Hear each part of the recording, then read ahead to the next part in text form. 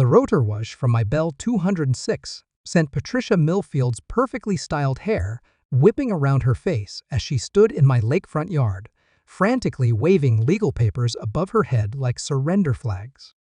Her Botoxed features were twisted with rage as she screamed something I couldn't hear over the engine noise. But her lips were clearly forming words that would make a sailor blush. Behind her, the entire Lakewood Estates HOA board cowered behind expensive cars as my helicopter settled onto the custom landing pad I'd built on my own property. The same landing pad they'd spent 6 months trying to ban through lawsuits, cease and desist orders, and city council meetings where Patricia had compared me to everything from a terrorist to a drug dealer. What Patricia didn't know, what none of them knew, was that the emergency helipad their million-dollar community hospital depended on for medical evacuations was built on land I owned. Land I'd quietly purchased through a shell company 3 months earlier, anticipating exactly this moment. As my rotors wound down, I could finally hear Patricia's shrill voice cutting through the morning air. "Michael Harrison, this is your final warning. The board has voted to revoke your property privileges." I climbed out of the cockpit, pulled off my aviator sunglasses, and smiled at the woman who'd made my life hell for 8 months. "Patricia, I think you're going to want to check your mail before you make any more threats." The certified letter I'd sent to every board member that morning contained a simple message: effective immediately, Lakewood General Hospital's emergency helipad lease was terminated. No more medical helicopters. No more life flight evacuations. No more emergency services for their precious gated community. All because they tried to ground a man who owned the sky they flew through. But I'm getting ahead of myself. This war didn't start with helicopters and hospital helipads. It started 18 months earlier when I made the mistake of thinking wealth and success would buy me acceptance in Lakewood Estates, the most exclusive lakefront community in northern Michigan. I'd built my software company from nothing, working 18-hour days in my garage, until I finally landed the defense contract that made me rich enough to afford a $3.2 million lakefront mansion. The house came with 200 feet of private shoreline, a boat dock, and enough land to build whatever I wanted, or so I thought. The realtor, Jennifer Walsh, had been all smiles and champagne toasts when I signed the papers. "Mr. Harrison, you're going to love it here. Lakewood Estates is where successful people come to enjoy the fruits of their labor. Very exclusive, very private." Jennifer forgot to mention that exclusive meant exclusive of anyone who didn't fit Patricia Millfield's vision of suburban perfection. I met Patricia on my 3rd day in the neighborhood. I was unloading boxes from a moving truck when she appeared at my front gate, like a blonde specter of suburban judgment, clipboard in hand, and wearing the kind of smile that makes smart men check their wallets. "Mr. Harrison, welcome to Lakewood Estates. I'm Patricia Millfield, HOA President and Community Standards Coordinator." She looked like she'd stepped out of a country club magazine. Tennis whites, pearl bracelet, and the kind of surgical perfection that cost more than most people's cars. "I wanted to personally deliver your community guidelines and discuss some concerns the board has about your property plans." I was sweating in the July heat, my t-shirt soaked from hauling furniture, dirt under my fingernails from assembling patio furniture. Everything about me screamed new money to someone like Patricia, who'd probably inherited her way into Lakewood Estates. "Concerns?" I asked, wiping sweat from my forehead. "I just moved in yesterday." Her smile tightened imperceptibly. "Well, we've heard rumors about some rather ambitious construction projects. A helicopter pad, perhaps? Pool house modifications?" The way she said helicopter pad made it sound like I was planning to build a nuclear reactor. But I'd worked hard for my success, and I wasn't about to apologize for wanting to enjoy it. "I'm a licensed pilot," I explained. "Having a helicopter pad on my property would be convenient for business travel." Patricia's laugh was sharp and condescending. "Mr. Harrison, Lakewood Estates is a residential community. We have strict guidelines about noise, commercial activities, and property modifications that might impact our peaceful environment. She handed me a folder thick enough to use as a doorstop. Everything you need to know is in there. Any construction projects require board approval, architectural review, and neighbor consent forms. Most people find it easier to simply modify their expectations. That should have been my first red flag. When someone talks about modifying expectations in the first conversation, they're telling you exactly who's in charge. But I was tired from the move and figured we could work something out like reasonable adults. "I'll review the guidelines," I said. Patricia's smile became predatory. "Of course. And Mr. Harrison?" The application process for non-standard construction projects typically takes 12 to 18 months. Assuming approval, of course. 18 months. To build a helicopter pad on my own land that I'd paid cash for. The audacity was breathtaking, but I nodded politely and watched her click away in designer heels that probably cost more than my first car. That night, I spread the HOA guidelines across my kitchen table and felt my stomach drop. The community standards document was 93 pages of single-spaced text designed to control every aspect of property use. Exterior paint colors required committee approval. Landscaping changes needed architectural review. Any structure over 8 feet tall triggered a full environmental impact study. But the real killer was buried on page 67, aircraft landing facilities, including but not limited to helipads, helicopter pads, and airstrips, are expressly prohibited within community boundaries. They'd banned helicopter pads entirely. Not regulated them, not required permits, banned them completely.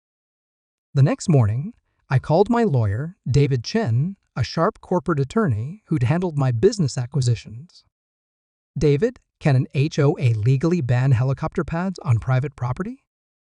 "Depends on the deed restrictions and local zoning laws," he replied. "But Mike, more importantly, why are you asking?" After I explained the situation, David was quiet for a long moment. "Send me a copy of your deed, the HOA covenants, and any documentation they've given you. And whatever you do, don't agree to anything yet." "Why not?"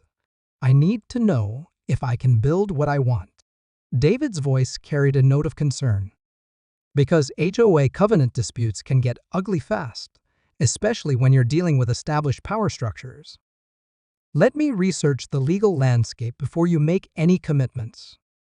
What I didn't know was that Patricia's board had been systematically blocking any property improvements that didn't fit their vision of suburban conformity. Pool houses were denied for scale concerns. Guest cottages were rejected for density issues. Even pergolas required months of review and thousands in architectural fees. They weren't protecting property values, they were protecting their control. The first shot across my bow came 2 weeks later. I was in my home office reviewing quarterly reports when my doorbell rang. Through the window, I could see Patricia standing on my front porch with 2 other women, all of them dressed like they were heading to a yacht club luncheon. "Mr. Harrison," Patricia said, when I opened the door, "I'd like you to meet Susan Crawford, our architectural review coordinator, and Helen Blackwood, our environmental compliance officer. We're here about your helicopter pad application." I hadn't submitted any application. "Ladies, I'm still reviewing the guidelines you gave me. I haven't applied for anything yet." Susan stepped forward with a folder that matched Patricia's official-looking clipboard. "Mr. Harrison, we've received reports that you've been consulting with construction contractors about unauthorized modifications to your property." Reports. Someone had been watching me, documenting my activities like I was some kind of criminal. The contractor visits they were talking about had been for routine maintenance, fixing a dock post, repairing storm damage to my roof. "Any work I've had done has been routine maintenance," I said carefully. Helen opened her folder with theatrical precision.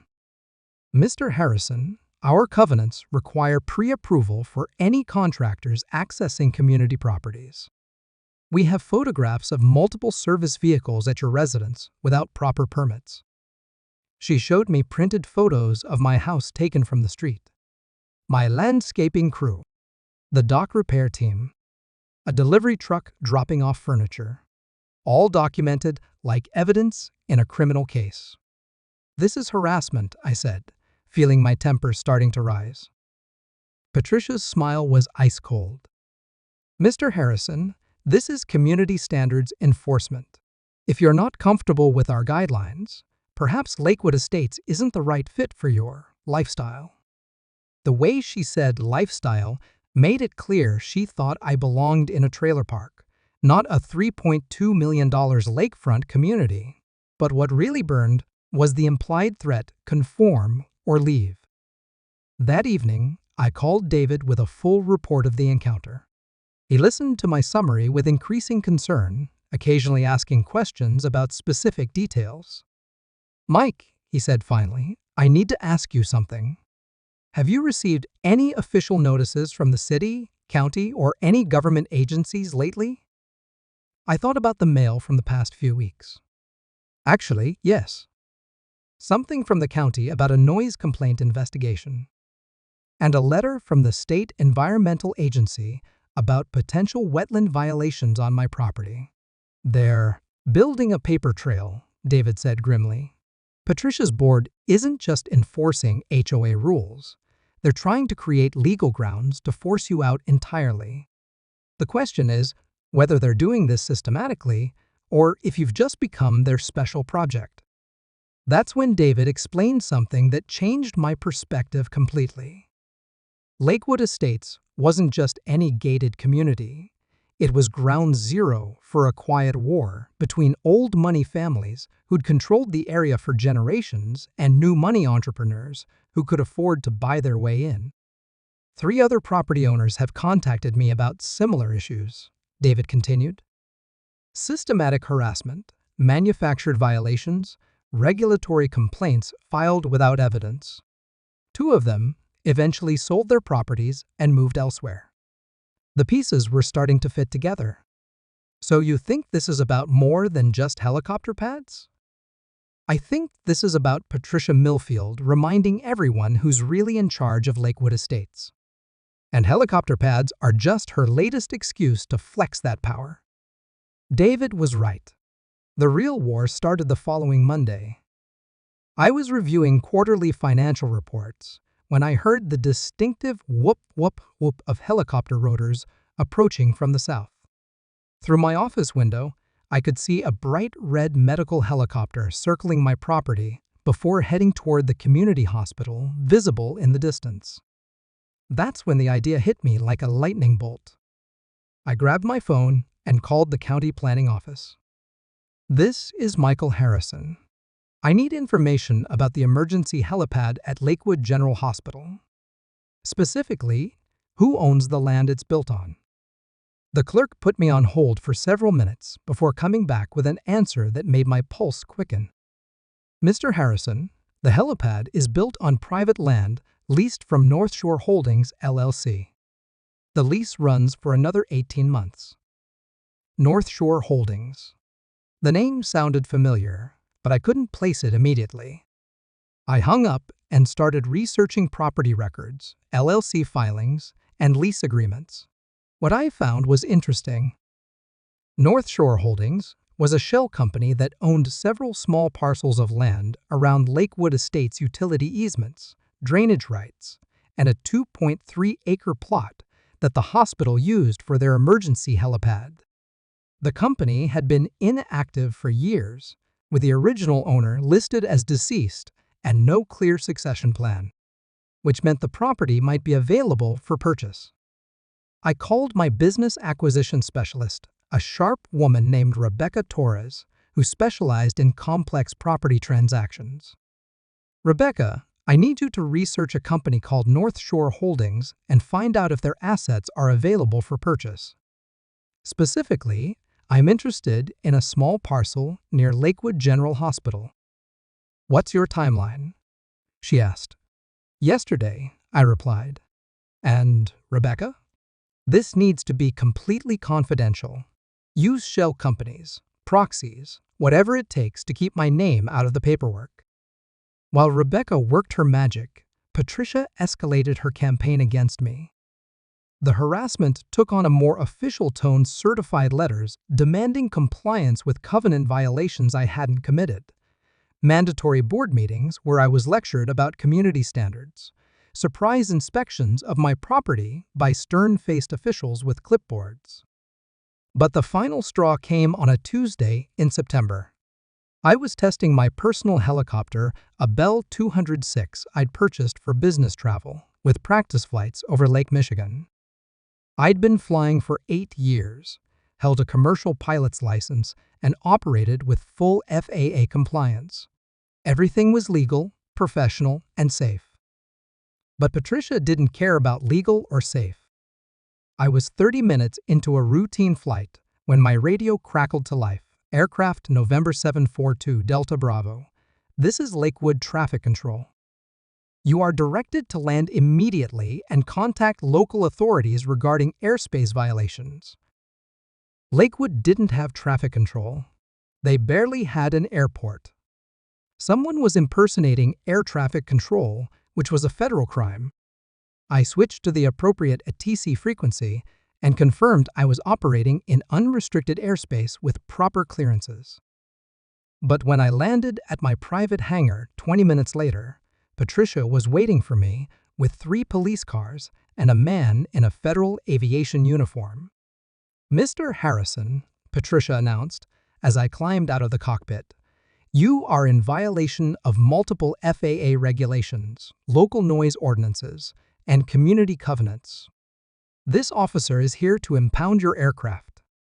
The man in the federal uniform looked uncomfortable. "Ma'am," as I explained, "the FAA doesn't impound aircraft based on HOA complaints. If Mr. Harrison's licenses and registrations are current," "Which they are," I interrupted, pulling out my pilot's license and aircraft registration. "Inspector, I've been flying for 8 years without a single violation. This is harassment, pure and simple." The inspector reviewed my paperwork and nodded. "Mr. Harrison's documentation is in order. Ma'am, unless you have evidence of actual federal aviation violations, I can't take any action." Patricia's face turned crimson above her perfect makeup. "Officer Martinez, surely the noise complaints from our community carry some weight?" Police Officer Martinez, a professional-looking woman in her 40s, consulted her notepad. "Mrs. Millfield, we've received 17 noise complaints about Mr. Harrison's helicopter in the past month.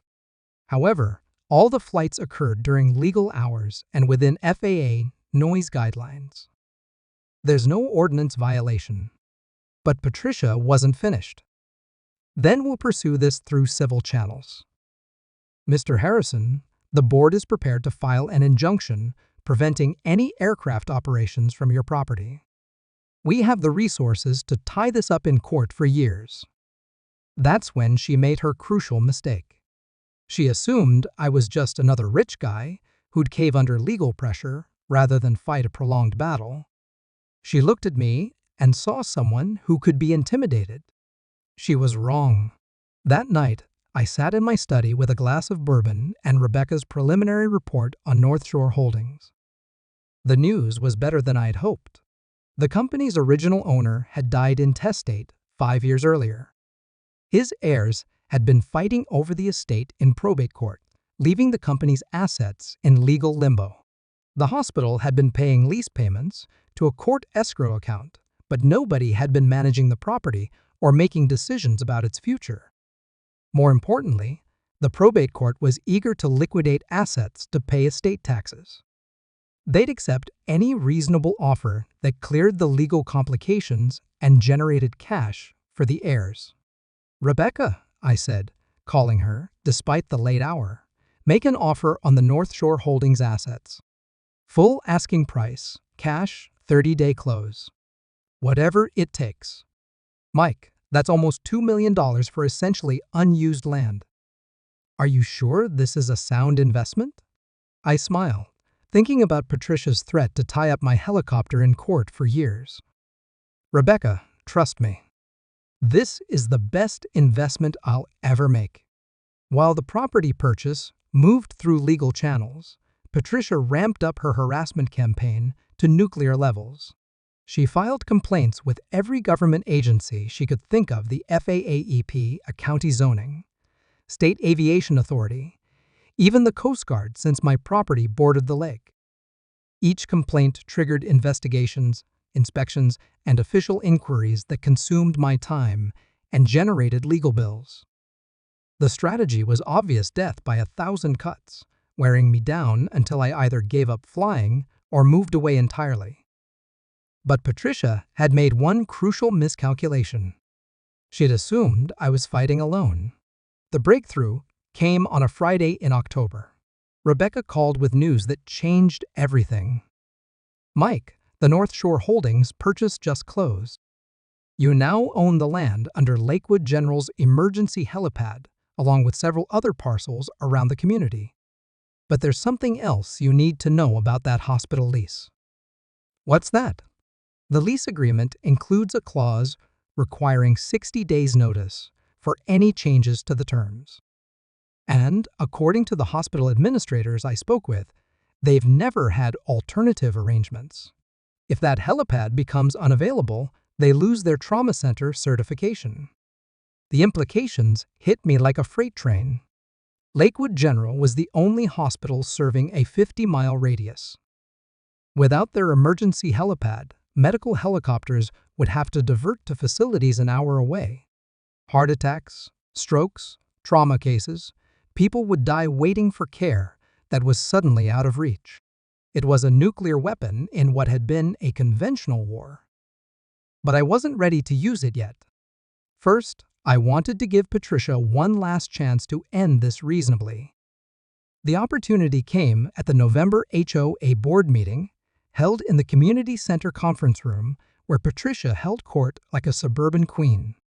The agenda included a formal vote on my aircraft operations, which was her polite way of saying they were going to ban my helicopter.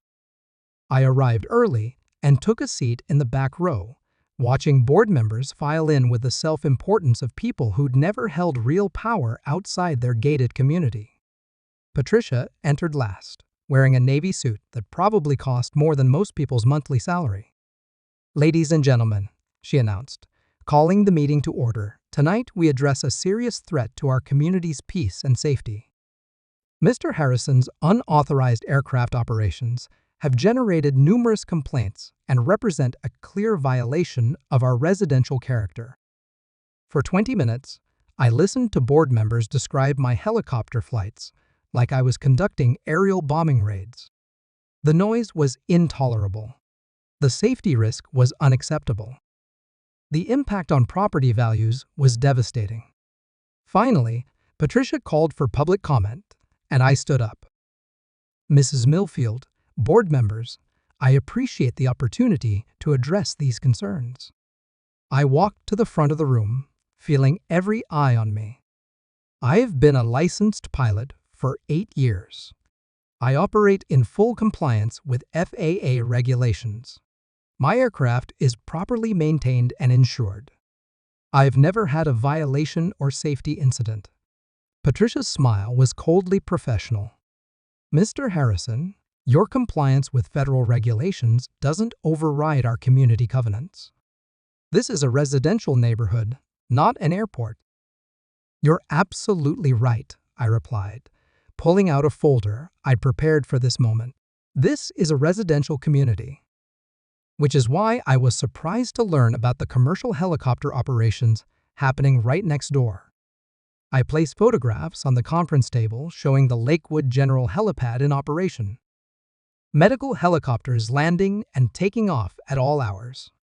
Flight crews rushing patients to emergency treatment. Rotor wash disturbing the peaceful residential character Patricia claimed to protect. Every week, multiple helicopters use that facility, I continued. Sometimes at 2 a.m. for trauma cases. Sometimes multiple flights per day during emergencies.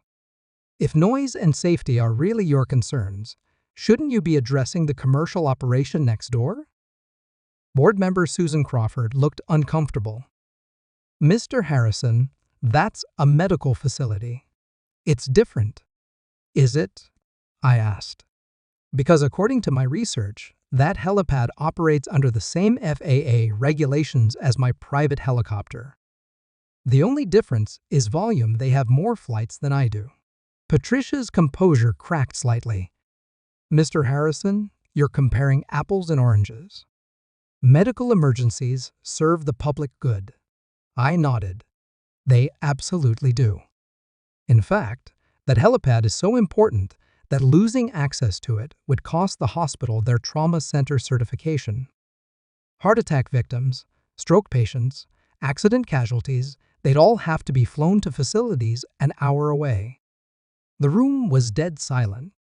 Patricia's face had gone pale under her professional makeup. Which brings me to my proposal, I continued. I'm prepared to voluntarily limit my helicopter operations to daylight hours and reasonable frequency, say, no more than 2 flights per week. In exchange, the board drops all current complaints and acknowledges my right to operate aircraft from my private property within FAA guidelines. Patricia recovered her composure. Mr. Harrison, the board has already voted. Your aircraft operations are banned entirely. We have the legal authority to enforce community covenants. Actually, I said, smiling for the first time all evening, I don't think you do. I pulled out another document, the property deed showing my ownership of North Shore Holdings assets. As of last week, I own the land under Lakewood General's emergency helipad. If you want to ban helicopter operations in this community, we should probably include all helicopter operations, don't you think? The silence that followed was deafening. Board members stared at the paperwork like it was written in a foreign language. Patricia's mouth opened and closed without making sound. Finally, she managed to speak. You're threatening to shut down medical services?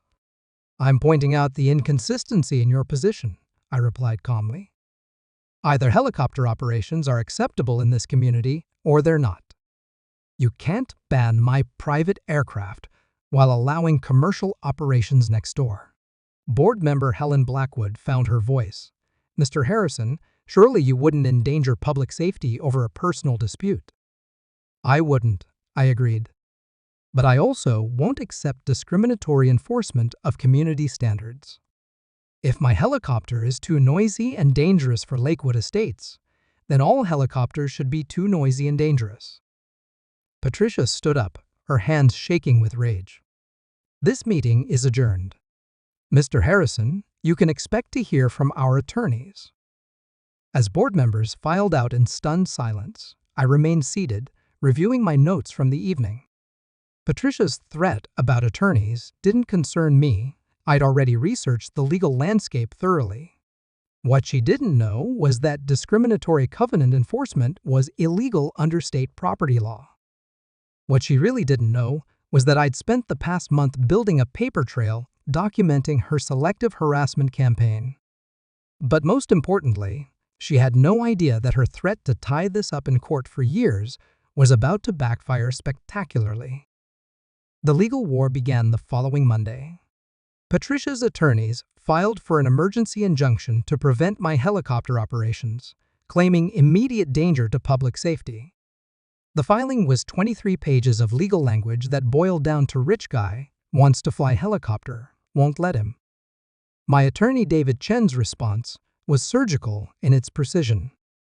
He documented Patricia's discriminatory enforcement, her acceptance of commercial helicopter operations at the hospital, and her systematic harassment of property owners who didn't fit her suburban vision. But the masterstroke was the counterclaim. If Patricia wanted to ban helicopter operations for safety reasons, then she'd have to explain why she'd allowed a commercial helipad to operate next to residential property for 15 years without complaint. The hearing was scheduled for Friday morning in county court. I arrived early and found Patricia's entire legal team already assembled, 3 attorneys in expensive suits who looked like they billed by the minute. Judge Margaret Torres called the case, and Patricia's lead attorney immediately launched into his prepared argument about noise, safety, and community standards. For 20 minutes, he painted me as a reckless rich man endangering innocent families with my aerial hobby. Then, David stood up. "Your Honor, this case isn't about helicopter safety. It's about selective enforcement of community covenants to target specific property owners." He handed the judge a thick folder of documentation. "Mrs. Millfield's board has systematically harassed Mr. Harrison while ignoring identical activities by other parties." David placed photographs on the evidence table showing the hospital helipad in operation. This commercial helicopter facility operates 24 hours a day, 7 days a week, in the same community where my client is being banned from occasional personal flights. The aircraft are larger, louder, and more frequent than Mr. Harrison's operations. Patricia's attorney objected, "Your Honor, medical operations serve a vital public function." "Which brings us to the heart of this case," David interrupted. "Mr. Harrison now owns the land under that medical helipad. If the board succeeds in banning his aircraft for noise and safety reasons, consistency would require banning all helicopter operations in the community." Judge Torres looked up from the documents with raised eyebrows. "Counselor, are you suggesting your client would shut down medical services?" "Not at all, Your Honor. Mr. Harrison supports medical helicopter operations and has no intention of disrupting emergency services. But he also expects equal treatment under community covenants. If helicopter operations are acceptable for medical purposes, they should be acceptable for private use within reasonable limits." The judge reviewed the evidence for several minutes before addressing both legal teams. "This appears to be a case of selective enforcement. Mrs. Millfield's board cannot ban private aircraft while allowing commercial operations in the same community." Patricia's attorney tried one last, desperate argument. "Your Honor, the hospital lease predates Mr. Harrison's property purchase." "The lease runs through Mr. Harrison's property," Judge Torres replied firmly. "A lease he now controls. If this board wants to ban helicopter operations, they need to apply those restrictions equally." The ruling was swift and decisive. Patricia's injunction was denied. The HOA was ordered to cease harassment of my property use. Most importantly, the court established my right to operate aircraft from my private property within FAA guidelines. As we left the courthouse, Patricia cornered me in the parking lot, her perfect composure finally shattered completely. "You bastard," she hissed. "You think you've won something here? I'll make your life hell in ways you can't imagine." I smiled and pulled out my phone. "Patricia, I should mention that I've been recording our conversations since this harassment began." "Including that one?" Her face went white. "You can't. That's illegal. Actually, Michigan is a one-party consent state for recordings. But more importantly, you just threatened me in front of witnesses after a court ordered you to cease harassment. I think your attorneys are going to love that." But Patricia wasn't finished fighting. If anything, the court defeat made her more dangerous. She couldn't attack my helicopter directly anymore, but she found other ways to make my life miserable. Code enforcement officers appeared at my property weekly, investigating anonymous complaints about imaginary violations. My dock was improperly permitted. My landscaping created drainage issues. My outdoor lighting was excessively bright. Each complaint triggered inspections, paperwork, and legal fees designed to wear me down through bureaucratic attrition.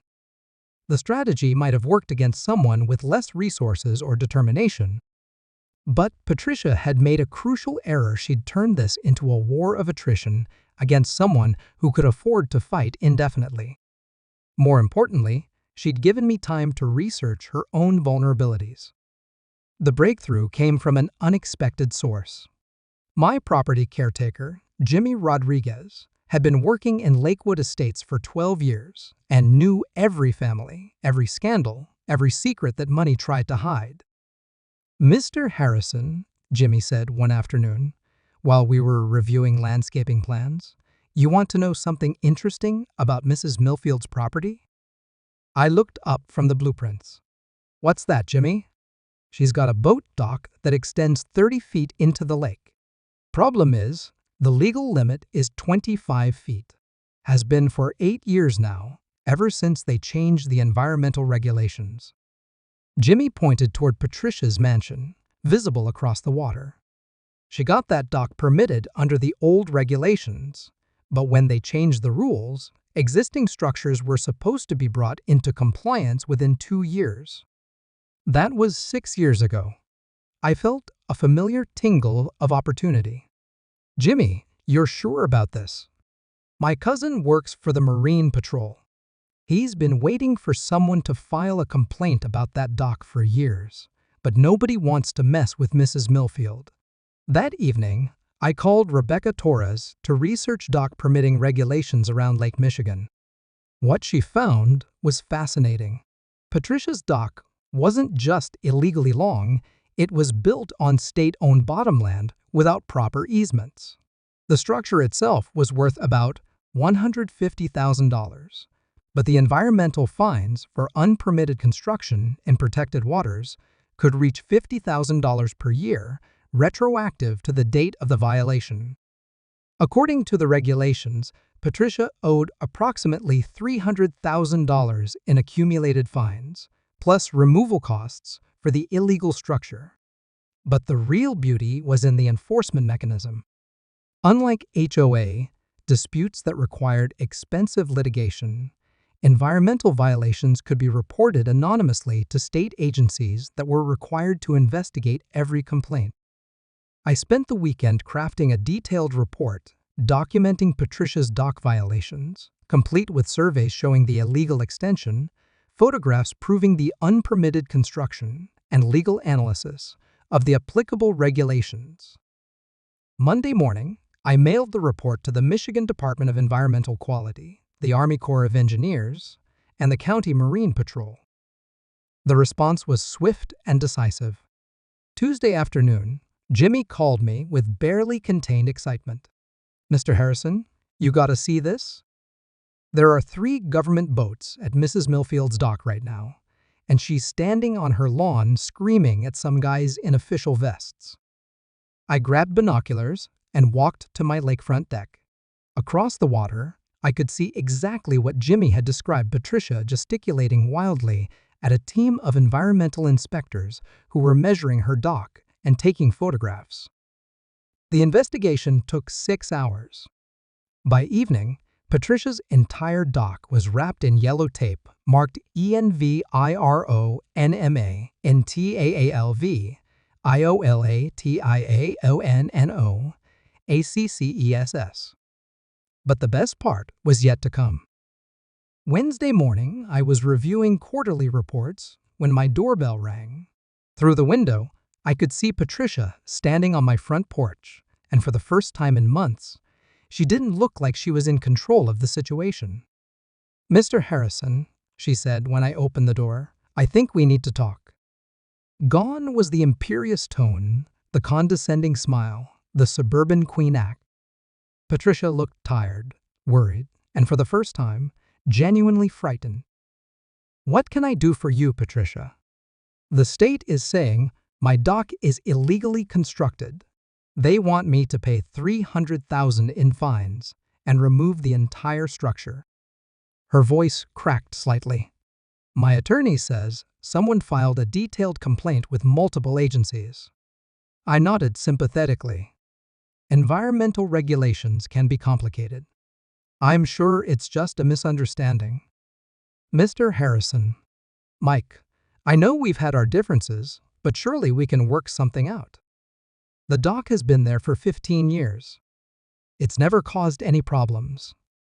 The desperation in her voice was music to my ears. For months, she'd made my life hell through bureaucratic harassment, legal threats, and systematic intimidation. Now she was begging for mercy from the same system she'd weaponized against me. Patricia, I'd love to help, but I'm not sure what I could do. Environmental compliance is a federal matter. Her composure cracked completely. Please, Mike. They're talking about criminal charges if I don't pay the fines. And removing the dock will cost another $100,000 in marine construction fees. $400,000 total. Enough to bankrupt most people, even wealthy ones. Patricia was facing financial ruin over a dock extension that violated the same environmental laws she'd tried to use against my helicopter. Well, I said slowly, I suppose if you were to withdraw all complaints against my property use and guarantee no future harassment, I might be willing to discuss the situation with my environmental attorney. No promises, but maybe she could find a way to help you achieve compliance without criminal charges. Patricia's eyes filled with tears of relief and rage. She knew she was beaten, but she also knew she had no choice. What exactly are you proposing? Simple. You call an emergency board meeting, formally apologize for the harassment campaign, and vote to recognize my right to operate aircraft from my private property within FAA guidelines. In exchange, my attorney will work with environmental agencies to find a compliance solution for your dock that doesn't involve criminal prosecution. Patricia stared at me for a long moment, probably calculating whether she had any alternatives. Finally, she nodded. I'll call the meeting for tomorrow night. The emergency board meeting was held in the same community center where Patricia had tried to ban my helicopter 2 months earlier. This time, the dynamic was completely different. Patricia looked like she'd aged 5 years in 3 days. Her usually perfect appearance was disheveled, her voice lacked confidence, and she avoided eye contact as she addressed the room. Ladies and gentlemen, she began, the board has reconsidered our position regarding Mr. Harrison's aircraft operations. Upon further review, we believe his activities fall within acceptable community standards. The other board members looked confused, but followed Patricia's lead. Within 15 minutes, they'd formally voted to withdraw all complaints against my property use and acknowledge my right to operate helicopters within reasonable limits. Additionally, Patricia continued, her voice barely above a whisper, I want to personally apologize to Mr. Harrison for any misunderstandings during this process. The board looks forward to a positive relationship going forward. As the meeting concluded, Patricia approached me with the expression of someone who just signed their own surrender. I've upheld my end of the agreement, she said quietly. Now what about my dock? I smiled and handed her a business card for Rebecca Torres. Call Rebecca tomorrow. She'll coordinate with environmental agencies to develop a compliance plan. You'll need to pay the fines and modify the dock structure, but she can probably keep you out of criminal court. Patricia took the card with shaking hands. How do I know you won't just continue this? Because I'm not you, Patricia. I don't get pleasure from destroying people's lives. But if you ever try to harass me again, remember that I own the land under the hospital's emergency helipad. Cross me again, and I'll make sure everyone in this community understands exactly how vindictive their HOA president really is. The aftermath was swift and decisive. Within a week, Patricia had paid $300,000 in environmental fines and hired marine contractors to modify her dock into compliance. The project took 6 weeks and cost another $125,000 in construction fees. More importantly, she resigned as HOA president, citing personal commitments that required her attention. The board elected a retired engineer named Robert Kim, who'd moved to Lakewood Estates for the peace and quiet, not to control other people's lives.